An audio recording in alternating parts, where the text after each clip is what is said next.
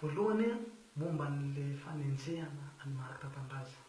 Raha na mahita moa amin'izao fotoana izao le hoe fanenjehana tena hoe fara-tampona.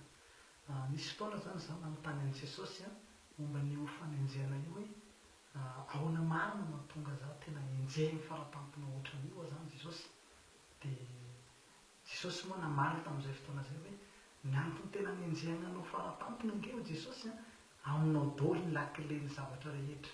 Zany hoe izaho zany nampitondrasana ny vahaolana rehetrarehetra momba ny famonjena ny olombelona.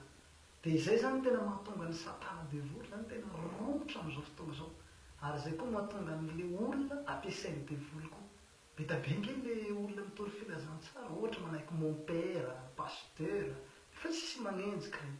Fa izaho zany tena enjehiny satria ny antony dia araka ilay teneniko teo iny zany hoe le devoly mihitsy zany tena mahafantatra fa amiko aty zany lakilen'ny zavatra rehetra ary amiko aty ny vahaolana hamonjena ny olombelona ary izaho koa ilay ambasadera avy any an-danitra hanavitsy ny olombelona dia tena enjehin'ny Satana mafy zany amin'izay zavatra izay. Raha fitinina zany dia ny antony hanenjehana ahy zany dia ny mba tsy hahatanteraka ny famonjena ny olombelona zany satria Satana mahalala an'izay zavatra izay ka.